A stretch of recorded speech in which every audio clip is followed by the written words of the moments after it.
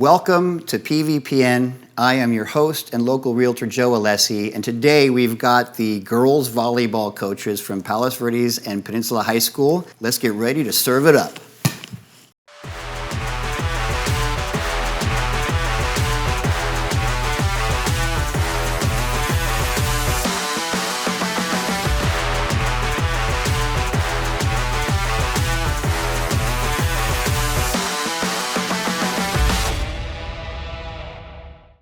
All right, it's October 9th, 2024, and we are here today with the head coaches from Palos Verdes and Peninsula High School. I've got Lacey, Minzlaff, and Kevin Williams, and we've got a ton of coaching experience here. We've got about 44 years of head coaching experience, and we're going to delve into their backgrounds a little bit here.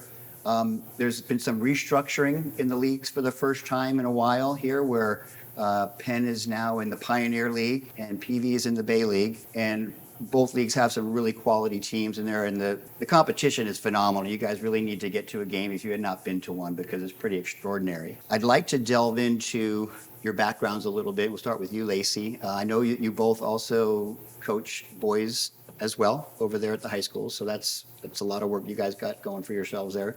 But tell us a little bit about just where you're from, how you became a coach, and how long you've been coaching there at PV High. I am originally from Spokane, Washington, won a couple state championships up there. My high school coach is the one who inspired me to start coaching. So I've been coaching since I was 20, moved down here with my husband in 2012. And when my daughter turned 2, I reached out to a local club coach for a job, and she hooked me up with Patrick Lynch at PV. And now it is my 10th year at PV, second year as head coach, third for the boys. Wonderful. And when you played in high school, what position were you? I was a setter. Okay. Yeah. That makes sense. And Kevin, how about yourself?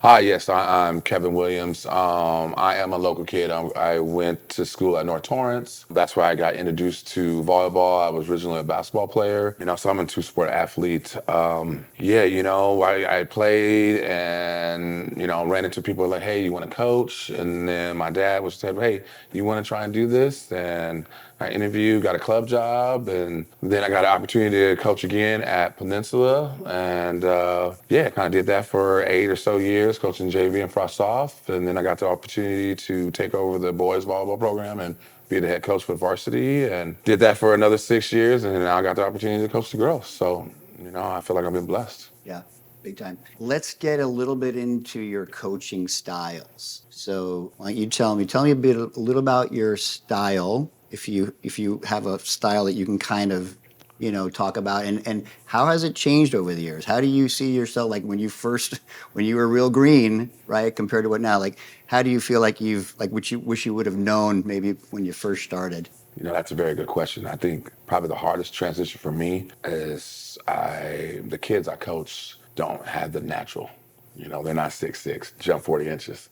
And I have to adjust to trying to train them, and teach them how to play at a high level, because playing in, the Bay League, you're playing against the best kids in the country, and that was a very hard thing to learn, and I'll be honest with you, I am very, a stickler on discipline, work ethic, and over the years, I've had to evolve and pick and choose my battles like a parent, and I think that's when I became a parent. It made it a lot easier to kind of manage that stuff. Yeah. Because I'm sure there's some emotions that come out, right? Oh, yes. In the game, and you got to deal with that, right? I would think. Well, we're supposed to be the leaders, and I think we have to lead by example. And so I know for me, I don't want my players to be up and down. I want them to be even keel. If you made a good play, that was your job. You're supposed to make that play. And if you didn't make the play, well, this next play. Right. And so I think that's something that's very hard to teach. And, some people just have it naturally in them, and some people need that to be pulled out of them. Right. But yourself? I will say my coaching technique is probably a little bit more unconventional. I am a lot looser than a lot of coaches. And one thing that I've learned, especially with the group that I have right now, is I look to the girls as if they were assistant coaches almost. My 2 captains especially. Mid-game, I'll look to them and be like, what are you feeling? I'm thinking this. And if they have another idea, I will take that into consideration versus not listening to my kids at all. So they've helped me grow a ton in that aspect where I think the kids are smarter than sometimes they're given credit for. Right. And that's helped us grow as a team for sure. And are you at all mixing it up with the freshman and JV teams where when they get to you, you kind of already have some relationships built up, or are they all fresh? They come to you the next years as they move along? I feel like I'm lucky. I work on campus, so I see my kids every day, and so I naturally have that built in with my whole program. I see them, I get them in their off time, when they're not in class and stuff. But yeah, I mean, it's built in the program. You want to build a relationship with everybody, and I think that's part of a skill that I see in you as well, Coach. That we have to treat all 50 of our kids a little bit differently, and that's actually the skill that you have to have. Yeah. So when I observed practice, because I did hang out at practice with both of you, and then a game, of course. Again, you go back to your own days when you were a kid, and it was much more strict. There wasn't music. You go to football practice, they got the music going out there. We went to your practice, the girls are there, they got their iPhone out and they're putting their tunes on, and it's a great vibe. So what I observed is, and maybe this was just on any given day, but talk a little bit about how you approach practice. Because on your day that I was there, and you're the only coach that I saw there. Maybe if you have someone else, I don't know. But No, so you had the one thing, and it looked like you were trying just to recreate game situations as best you could. That's look from my perspective, not being a volleyball player, that was kind of what I saw. Versus when I was at Penn, you had your two other coaches, Macy and Arsenila. Yeah. And they could maybe break off into sections and you could kind of focus on some different things, which is nice too. But, just tell me a little bit about, is each week the same? Tell us a little bit about practice, or is it different because of the team you're playing that week? Or Yeah, I definitely go into each week depending on who we're playing. Bay League, which I've said before, I feel like is probably the strongest league in the nation. There's no other league that has to play nationally ranked teams in season. Yeah. And so each week is a different challenge. And so I go into each week preparing. I like to tell the girls, like, okay, this week I'm Tommy and I'm going to coach against you as if the way I think Tommy's going to play against you. And last week I was playing as if I was Cam. What is Cam going to do against us? Or what do I think he's going to do? And this is the way I'm going to coach against you right now, so that they're prepared for that game. Are there a lot? So again, I don't have volleyball as a background, never played it, never had any kids play it. So is there, I know that there's 6 players, right? And you've got your defense pretty much in the back. You've got your hitters in the front, if that's what we want to call them. But when you're practicing, are you practicing a certain amount of plays? Do you have like a playbook where you say, hey, we're going to do, and you give it that play a name? Or is it something different? Because I have really no idea. So can you give me a little bit of idea on that front? I don't know. I try. This is where I kind of be a coach like her. I think this is when I let the kids get creative. We're lucky. We have pretty good talent, and our kids are smart. So they take what we give them and then evolve it, and I think that's kind of how it works out. I know particularly when you were at our practice, we were preparing for a game. So we were going over each individual's position and how they're going to handle what scenarios we think we're going to be put in, and then at the end we kind of put it together, So yeah, it's just like life, it's not cut and dry, it's not black and white. And so you got to be able to evolve with what's happening on the court. So, Right. Yeah. So again, when I'm doing my own homework, looking at some of these, just the things about the game, there's 22 different signals is what I was able to gather that the ref will give you depending on what's happening in the game. One of them was, if I did it right, is it's this, I believe, for an illegal attack. Back row attack. Back row, yeah. What is an illegal attack? What happens when there's an illegal attack? So there's 3 front row players and there's 3 back row players and there's a 10-foot line. And if a player from back row jumps and has her foot on or over the 10-foot line and jumps higher than the net, it's a back row attack.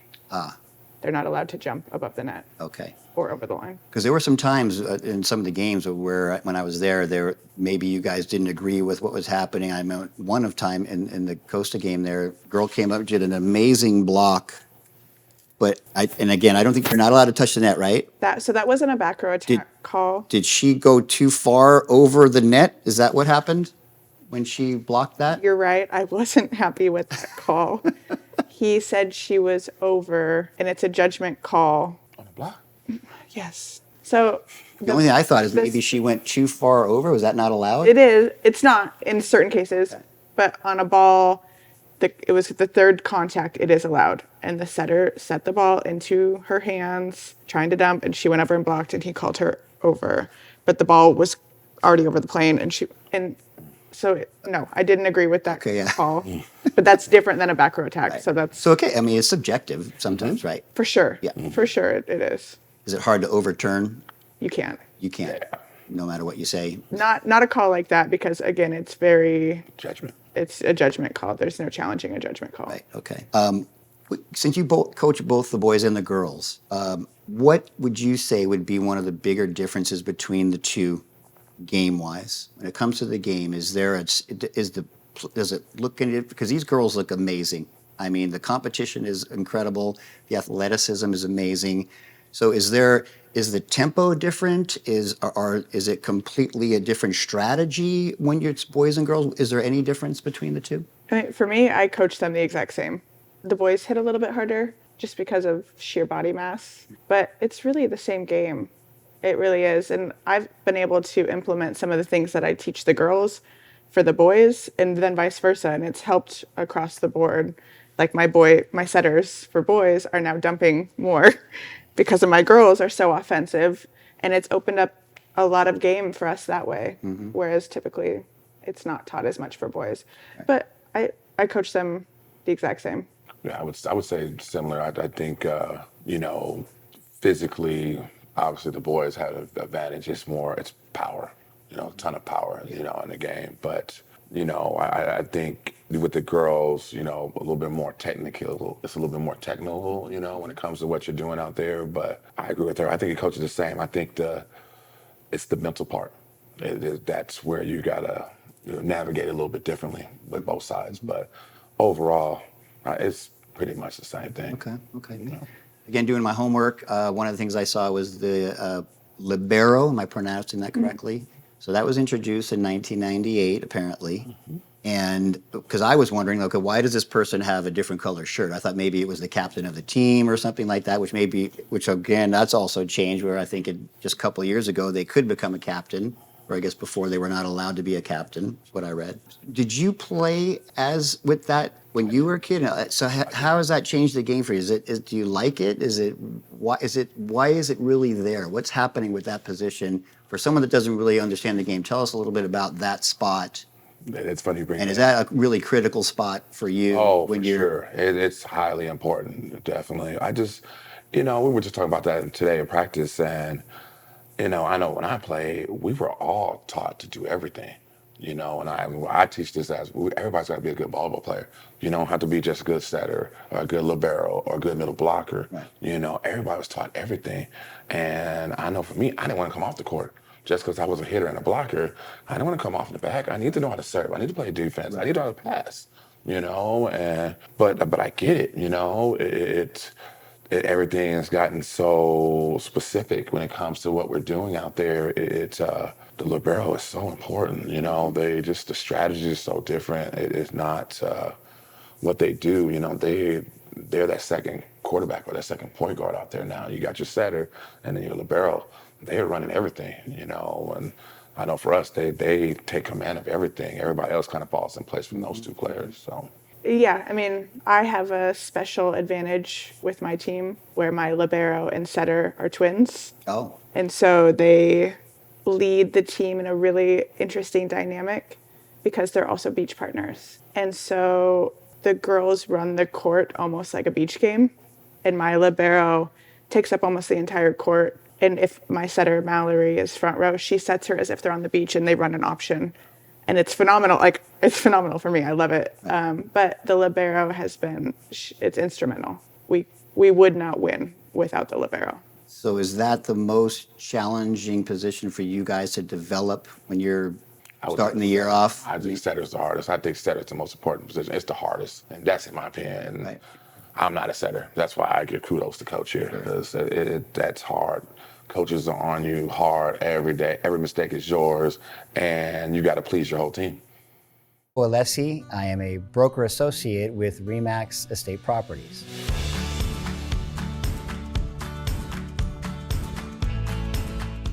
One thing I noticed too from when I was at your game is the substitution. It seems to be there's something going on that has to happen in a certain way. You have to wait for something, or you can't cross the line. Something's happening there. Can you explain a substitution, how it works, and is that like a part that takes up a lot of your thought of, okay, when am I going to substitute? Who am I bringing in next? Or is it a rotation? I don't know. For me, I just trying to get my best players out there. You know, I have 19 girls, and you know, I'm probably playing 13 of them. You know, per set, and you know, everybody has their roles. You know, I have a service specialist, or you know, I have people that just play front row, and you know, and then you know, one of my liberos serving for one middle, so they got to come off in a certain way and stuff. So, yeah, I think that's just something that's managed where you know some people don't prefer that. They like to keep it down to 8. You know, and they want to, hey, this is what it is. If something's going back, you guys figure it out. Yeah. You know, and I think that just comes down to, you know, coaching philosophy. At one point, though, it looked like the other person that is the judge there, or is it, you just call him 2 refs, or is he the other judge?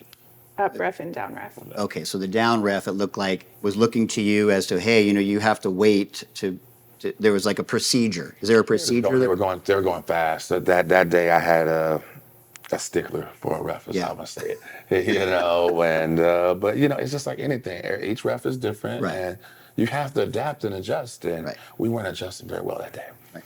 They make them go slow for the book. Whoever's doing the book has to record Okay. the subs. Okay. And if girls are going too fast, they make them slow down so the book can write it faster. Okay. And then how does it decided who serves? Is there a rotation for that too? Or, you know, when it becomes your turn to serve, is it the next person in line, or you decide whoever you want to serve serves? You just Yeah, I mean, it goes in a circle, so there's 6 rotations. Okay. And so if we start in row 1, then it goes 2, 3, 4, 5, 6. So everyone will serve? Yeah. Okay. And then we both have serving substitutions. So like typically a middle, or like I have a DS go in for one of my outsides, serve and play back row. It's just depends on what you need. So let's delve a little bit into the restructuring. Now that I think we've got maybe 1 game left in league before playoffs start, has it turned out how you thought it would going into the season? Are there any surprises that have happened with, you know, the rankings of the teams, or how things have played out? Is there anything that surprised you? And You know, just like she was saying, you know, being in the Bay League, pretty much have 3 teams that are normally in the top 5, top 10 in the country. That's not easy, you know. And I know for us, you know, my program, I have 1 or 2 players that probably make it on those teams, you know, and that's been a unique challenge for us.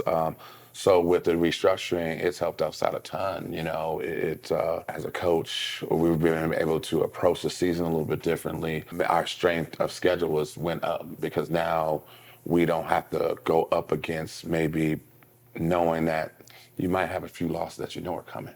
You know, and that's it's tough to coach that. You know, especially for the ego, especially for the girls. You know, Well, it's nice to have balance, right? I mean, you don't want to have the game where you know, oh, you're just dreading it, right? Because that's not really fun for anyone, you know. Although being from the peninsula, everyone loves to play one another when it comes to that time. It's fun. You know, there might be a team that might be better than the other, but you know, the kids tend to know each other, the parents know each other, so it's a lot of fun. So it's a bummer that, you know, that we don't have that happening in some of the sports now, but I do get it. And then how about you for the Bay League? Has it played out as you expected? Was there anything that happened maybe that, you know, surprised you? Or No. Disappointment just from the hoping to come away with at least 1 against Costa, and we split with Redondo. It's 2 very, very difficult teams to play, and you know, those schools are a lot bigger than both of ours are, and they have a lot deeper pools to pick from, and so it's just doing what you can with what you have. And my girls have continually, year after year, shown up in ways that prove you don't have to come from a big program to be great. you know, I commented on earlier on the athleticism. So there was a play as I went back and watched the film that I did, which will be part of the interview, and we talked about number 2 on your team, and Olivia. literally, when I went back to look at this, it reminded me of Michael Jordan. You know that famous play with Jordan when he was against the Lakers, and he was going to go up and slam the ball, and then in the midair, he switches it to his left hand, so this girl comes up, and she's in midair, she's going to spike it, and then she decides in midair to switch hands to her left, and she dinks it over. And I'm like, wow, that was really impressive. I'm like, I don't know if I could do that, right? So I bring that up just because, again, if you haven't been out there to see a game, you got to go, not just in volleyball, but in all the sports. And that's kind of one of the reasons why I love to do these interviews, is just digging into all the sports that we have in the area and all the programs, and it's phenomenal. So outside of that, since the playoffs are starting now, I know you probably don't know your seedings yet, but my understanding is, just talk a little bit about, is there's in the whatever division you're in, is there 8 teams in each division, or is there a different amount of teams in each division when it comes to playoffs? Yeah, well, I think this is a unique situation because they're not doing divisions this year. Oh, they're not doing divisions. Oh, they're doing like the BCS formula. That's what they're trying to do. So I think we actually will find out where we'll be placed here pretty soon. So yeah, it's the guessing game, I think, but I mean, we still got an idea because, for you're figuring you're going to play around with the same group of teams, and for me, it'd probably be something different. Yeah, to be honest with you, I don't know. So there's not going to be multiple champions? There's only going to be that'll one? be the finished product, but right now we're not separated by divisions at all. Oh. It's a ranking from 1 to whatever. 200 or however many teams? More, yeah. Wow, okay. So, but is it still the southern section? Yes. There is still some. And it'll just be within the southern section? Yeah. But you have no idea. So that's a first, too. Yes. Are you happy with that or no, with that change? I will plead the fifth. No, we continuously over the years have just, the seating, I've just learned to stop looking at the seating, because it just, wherever we're going to be is where we're going to be, and then we'll do what we need to do. I have stressed over it before, and I've learned it does not bring me anything but stress. So we just need to do what we can with what we're given. Once the playoffs start, is it 2-week thing if you go all the way? Is it a 3-week thing? How long does it typically last? And are the games played on someone's home court, or is there like a mutual site that you go to? The finals, they're neutral. I think, we both end up being in something different, and where she normally gets placed is a pool play type thing going on. And then for us, where we normally get placed, it's a bracket play. So I think for us, it's 5 games total. So I don't know how many it is for you guys. Well, I don't know if we'll get open this year, so we might be more of a stepping. The higher seed you are, the more likely you are to have home games. So that's nice. Last year, we did play a 14 pool, so it was 3 games. And then after that, it was an immediate stepping stone to state. And state is November 20th. The 21st is that weekend, so it goes quite a bit further. Okay. Yeah, you had said they're playing 10 months out of the year. They're playing volleyball? Yeah, when you put with club and playing and with high school, yes. Yeah. And when it comes to tournaments, are you playing the tournaments during the season, or is that before and after the season? Both. Yeah, both. Okay. All of it. Yeah. Is there ever a chance during a tournament you guys could be competing? Yeah. No, Could totally. be in the same tourney? Yeah. Okay. Yeah. And so how many tournaments do you do a year? You're allowed 3 Okay. During season. during season, yeah. Typically, like just on a weekend, you just bang out the whole thing? Is that how a tournament would work? It just tells you what type of tournament you're in. You can do a 1-day or 2-day tournament. I don't know, we tend to do 2 1-days and 1 2-day. Okay. Because it's just, so long as taxing, tournaments are taxing. Since they limit them at 3, what's the big benefit of a tournament? Or do you find that maybe you're just playing some other teams that you might not get to play? What do you find is the big benefit from doing a tourney? Coach. I think there's a lot of takeaways. You know, we go to Hawaii every other year, and it's a fantastic tournament from a skill level. Like, all the teams there are, I think from the teams that are there, I think 10 of them are in the top 25 in the nation. Like, Byron Nelson's number 2 right now. We played them in Hawaii. You get to see a lot of really great teams early in the season, and that helps you grow also from a team bonding standpoint. Sometimes tournaments play for that. Other tournaments, however, though, can be a great time to get playtime for some of your girls who maybe don't get playtime as much, or, you know, I have an outside who doesn't get a sit. So she's swinging 500 balls on a weekend if we're playing in a tournament. So it's a nice way to get her some rest if need be, or, you know, there's a lot of different pros to tournaments. When you guys go either on a tournament or an away game, are you all on a bus together? Yes. So give us a little flavor for what that bus ride is like on the way home. Because I bring this back to football days, right? Usually after the game, I mean, hopefully we're winning, right? And, you know, we're maybe singing some songs or stuff going on. Is that what is the bus ride like, Gabe? I could show you some videos. Do they have some go-to songs? Like what's I could show you some videos. We've had some complaints from bus drivers. They put some headphones on. It's typically a very loud round of karaoke one after the other song. It's just a lot. Like Olivia Rodrigo, Bruno Mars, Taylor Swift, Kelly Clarkson. Like it's, Right. we've got the hits and they kind of just keep coming back year to year. And Right. sometimes the singing's okay and sometimes it's not great, but Are you breaking in there too? I You do. have a cameo spot? We have some funny videos. It's fun, and that's when it's a 3-team on the bus. It's been a fun way for like the younger teams to kind of. Oh, meaning you have your freshman JV? Yeah. Oh, yeah, okay, so you're all So together. then it kind of becomes like a whole. Yeah, that's Either well, nice. they're usually too shy to sing along, but it shows like how pumped and hyped the varsity can get coming home, and Gets you excited. it is. Yeah. Same. Oh yeah, you know, my girls are pretty quiet. I think, especially on the way, and I just, you know, most of them are doing homework or something like that, you know.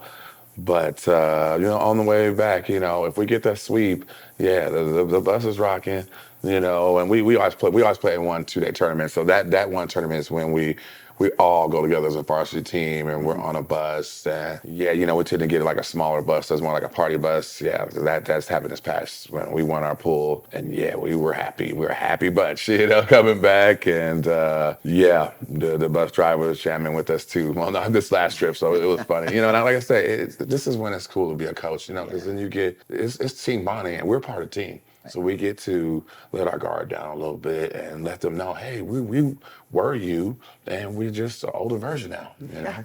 Yeah. So, Speaking to your younger self, or we'll leave this on this last note here, if you were to either tell yourself when you were younger or out to any of the younger girls out there right now who might be thinking about getting into the sport, what would you say to them? I don't know about you, but I mean, I had a couple coaches where I thought about quitting a couple times. I was like, man, I don't know if this is it. But I'll tell you, if I didn't keep going, I wouldn't have met some of my best friends.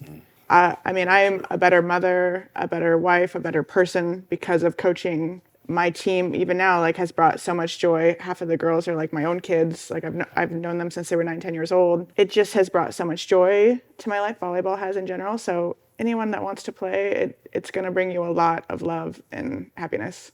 Yes. yeah, I totally agree. I think, you know, especially being particular from here and then like the South Bay, it is so close knit. You know, my coaches that I had from club and college and stuff, they're still coaching at the high schools, and I see them all the time. And you know, their kids, they're coaching up against their kids now. And you know, I know with the amount of experience I've had, you know, some families I've coached, you know, 3 to 4 generations of their kids. So yeah, it's I think Coach hit it right on the nail. You know, the effort and the work ethic, and don't let anybody tell you that you can or can't do something. If you want something, go get it. And this sport is great for that. And the friendships, you know, I'm just like her. One of my best friends are my friends from volleyball. It's not my basketball, you know, teammates. It's the volleyball people in my life. So. Wonderful. Well, Lacey, Kevin, thank you so much for letting me hang out in your world for a little while. Hope I didn't interfere too much, but best of luck in the playoffs.